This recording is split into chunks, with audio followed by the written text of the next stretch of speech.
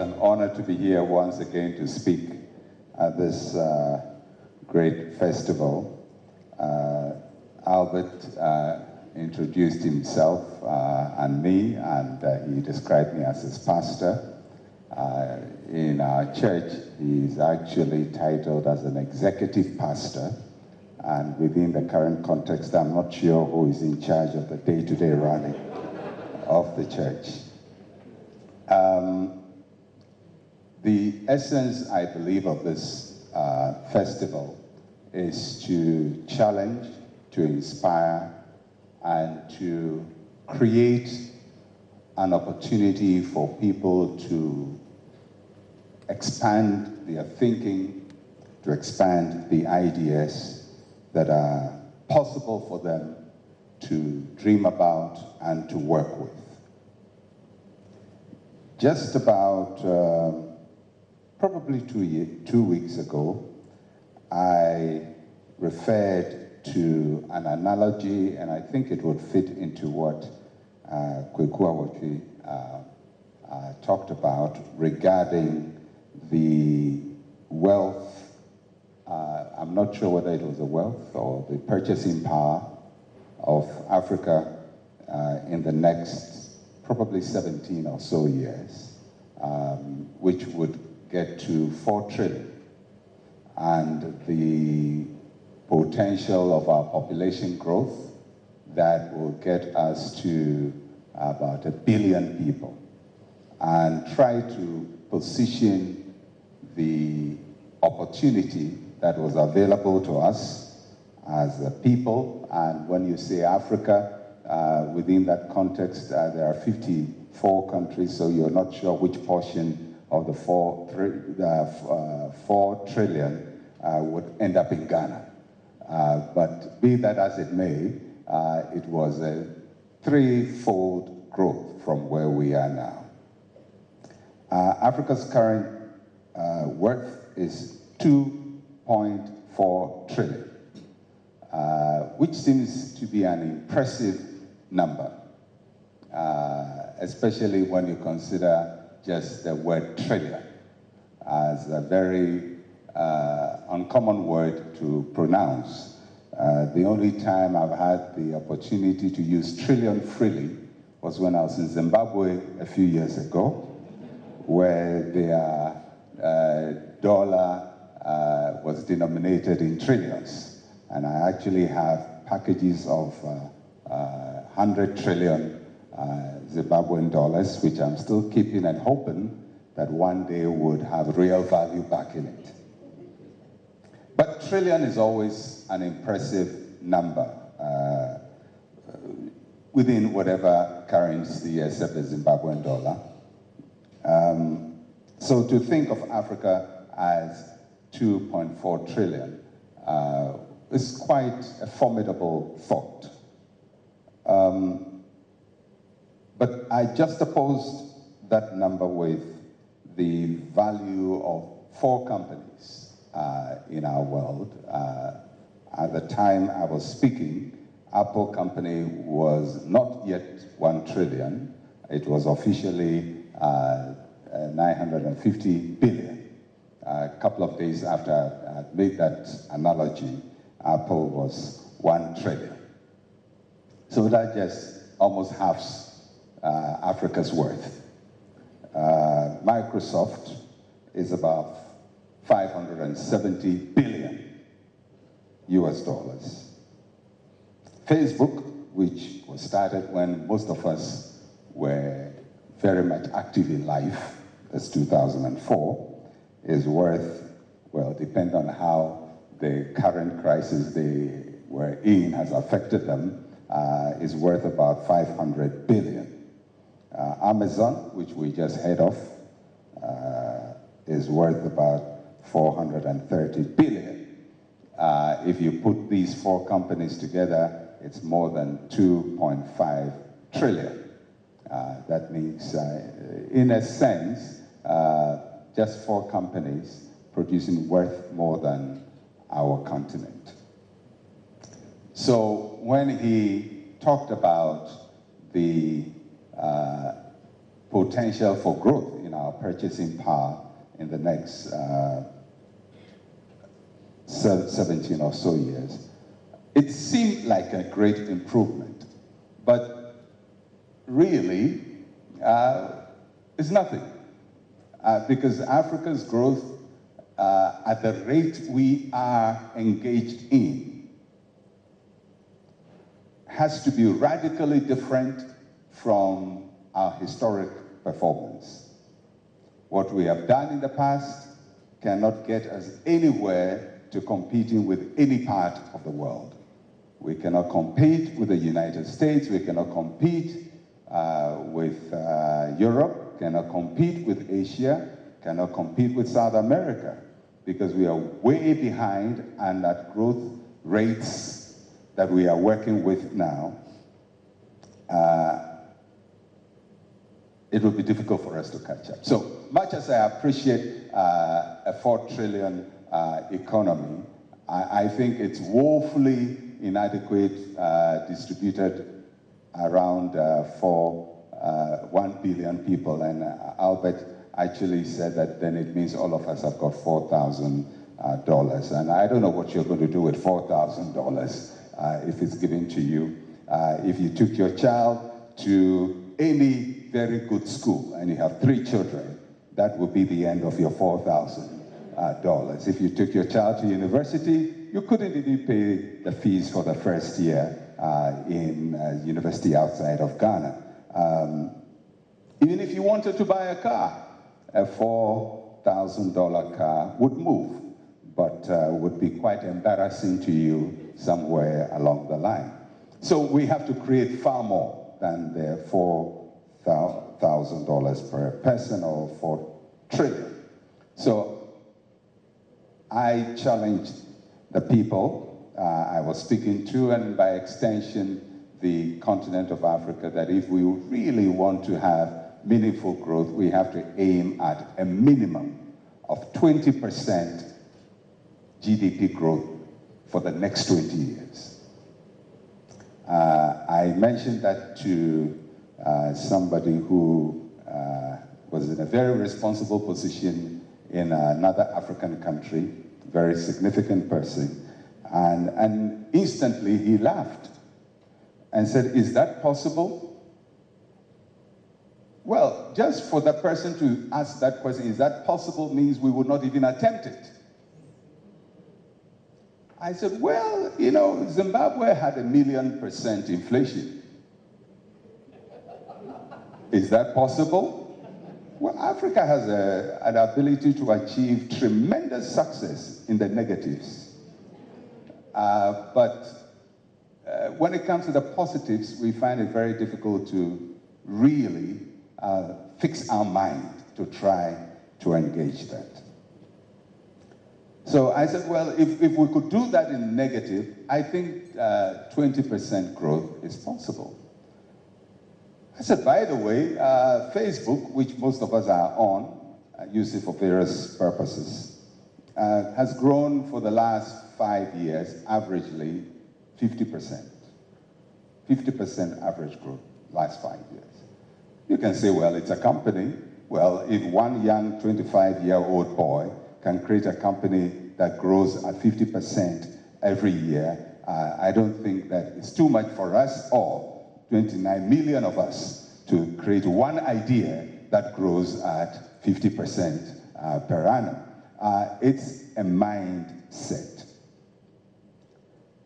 I think one of the challenges we have is we are very brilliant with nice ideas, but very shy of bold ideas. For things to be different, there has to be audacity. Audacity is a very uncomfortable thought, because it is like walking on water and hoping that you would not drown. It is like trying to climb the highest mountain and hoping that you will not be frozen to death. There has to be something in us that dares to achieve something extraordinary. Yolanda said she just returned from China. just for this presentation this evening. I had my first opportunity to go to China this year. Who goes to China anyway? I mean, when I was growing up, China was not any place you would put on your calendar to ever visit. You would want to go to America, you want to go to Germany or Britain, even to Australia. But who goes to China? The picture we had of China was people in identifiable suits, which was called the Mao suit, and all colored blue, and who ate rice a lot, and who were very, very poor. So China was not on anybody's bucket list. So I said, well, China is doing well, we're buying their products, so let me go and visit China. So I went this year. Quite an interesting experience for me, but something just clicked for me when I was there. When I visited the Forbidden City, this is the huge palace that has housed various emperors over 1,000 or so years, and to just see the scale of it. I've been to several palaces in Europe and been impressed by the grandeur of the castles in Europe, but nothing on that massive, broad, spread out scale, and the ornate decorations and just the elegance of what these people created 1,000 years ago. And when I saw that, I just said, I understand why they are able to create what they are creating today. Because if these people could do this 1,000 years ago, what would stop them from eating up everybody? And by the way, Yolanda, it's not just the mice. The sharks are still around.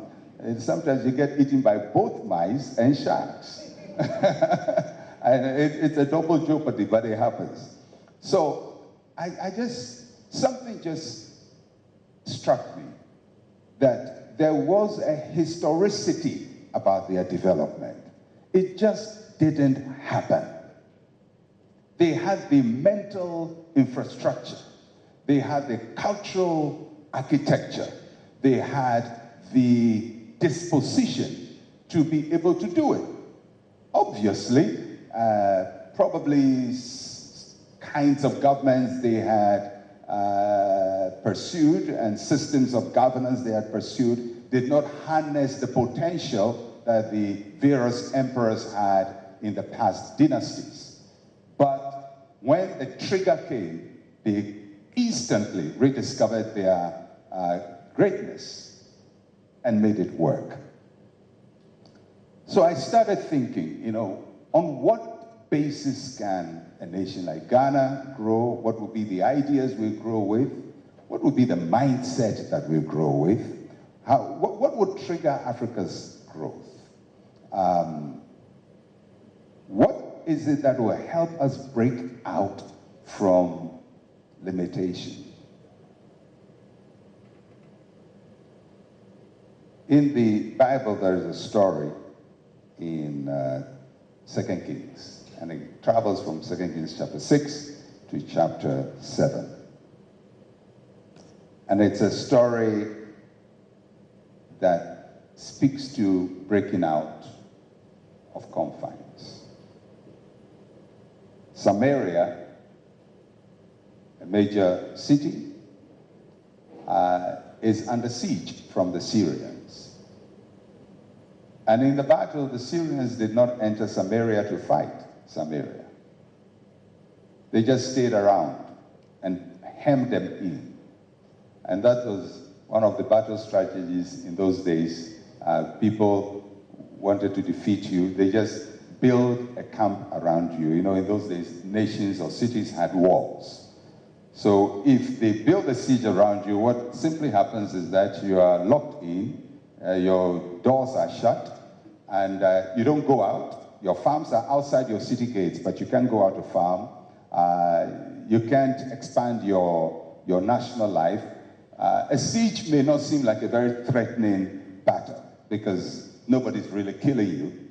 But over time, your resources dry up and you just realize that you're not able to expand yourself. So that's what happened to Samaria.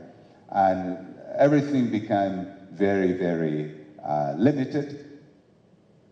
Started dying. Food became scarce. They were selling donkeys' heads. And the worst thing is that they started eating up their children. It is a very symbolic gesture and speak to when people are under siege and start eating up their future as a meal and think that they actually are providing strength for themselves. So the king is approached by a woman who is complaining and complains to the king and says, look what happened. Just last week, me and my friend decided that we will eat our children. So we boiled my child and ate, and then we finished eating my child, and now we want to eat her child. This is not witchcraft eating. This is proper eating. We want to eat this woman's child, and she's hitting her child. I mean, the enormity of the thought is that this is a woman speaking. I mean, a man can say that, and we'll say, well, you know, men don't have the same compassion as women. But for a woman to get to the point of eating her own child, that shows the dire condition they were in. At that time, the prophet Elisha was brought in because the king was very upset, thinking that he was the cause of the problem. And Elisha says something quite extraordinary to the king. He says, tomorrow about this time, the condition will change and there will be abundance. And the experts laughed at him and said, it cannot happen. What do you take us for? And so on and so forth. There are 4 lepers outside the gate of Samaria who decided that they were going to do something about the situation. And they made a logical argument. If we stay here, we die. And if we go to the Syrian camp, we die too. So we have to choose 2 kinds of death. The staying death or the moving death. Then they made another deduction. Well, if we stayed and died, there would be no benefit. But if we went to the Syrians, there could be a chance that they will have mercy on us and may not actually kill us. And so by moving forward and defying this confinement, although it's a major risk, there is a possibility of some outcome that will be positive. So they took out, and when they went to the Syrian camp, by some divine intervention, the Syrians had left. They left all their food behind, and instantly the economy of Samaria changed. Now, if you quote that to secular economists, they will say those things don't happen again. But those things happen again. Because in our lifetime, we have seen China break out of the siege.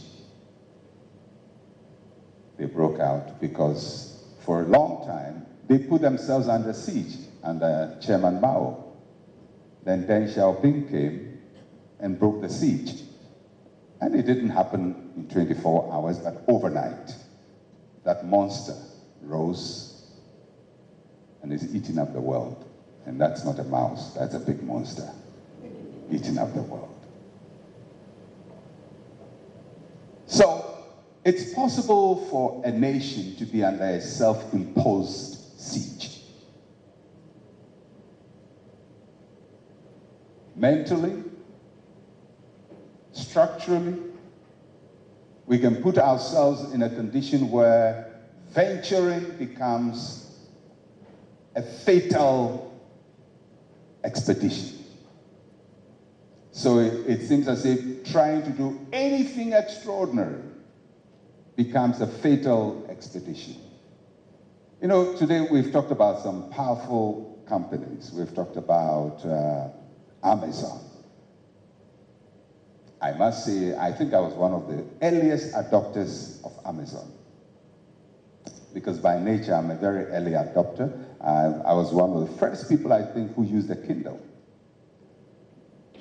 When Amazon started, people didn't know it. Look at where Amazon is. Apple. I wasn't an adopter very early, but I started using an Apple computer in the 80s. So I started quite early. 1976, they started. Look what they've done. The interesting thing about all of them is that most of these companies, they are recent, and we can point to a person or a group of people who made the difference. So when are we going to have our own Apple? Are we going to have a lecture like this and it will not be Apple, and it will not be Amazon, and it will not be Airbnb, and it will not be Netflix, but it will be something we created, and the person who is talking about it is the one who created it and can talk about it. We must transition from managing people's stories to creating our own stories. It's great to be part of a global economy created by others. But who was talking about WeChat? Was it you? That's what I like about the Chinese. You WhatsApp here, they will WeChat there.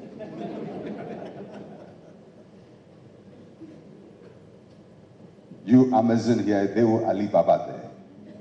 Because they understood, in spite of the siege they had been under of totalitarian state control, that the greatest way to break the siege is to empower the lepers to go out to the Syrian camp. That you have to empower individuals. Now, empowering individuals is risky, but that is what has made the difference. Even a totalitarian nation like China has broken the siege. So where is Africa in this? And you know, when you talk about Africa, Africa is not as monolithic as we want it to be.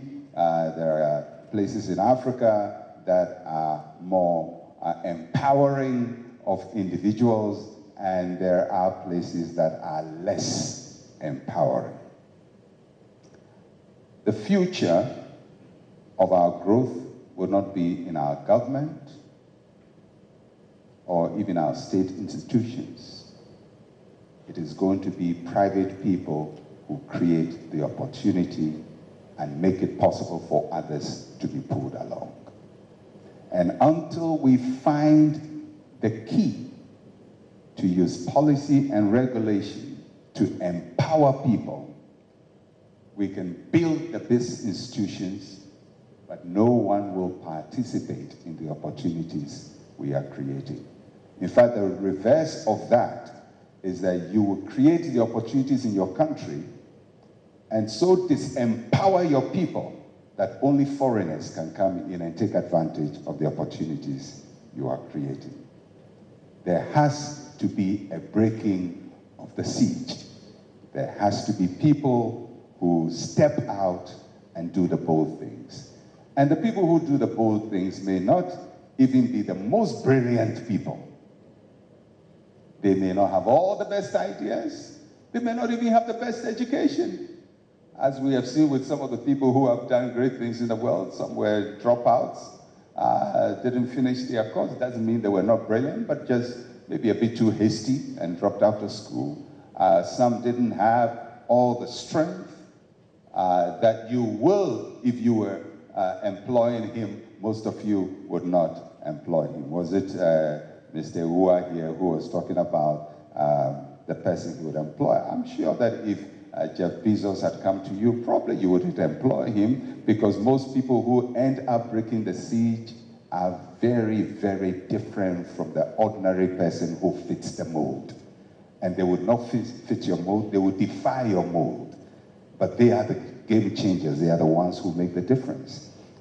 Yes, we can get people who fit the mold, but if we want to grow this continent and this nation, we're going to get some lepers who change the discourse and change the direction. And I believe that the future in Africa, for Ghana, for all of us, for entrepreneurs, is to empower and create this atmosphere that makes people go out and make a difference. I hope that in this Festival of Ideas, whilst we are talking about technology, I am talking about the oldest technology of all time, the human brain.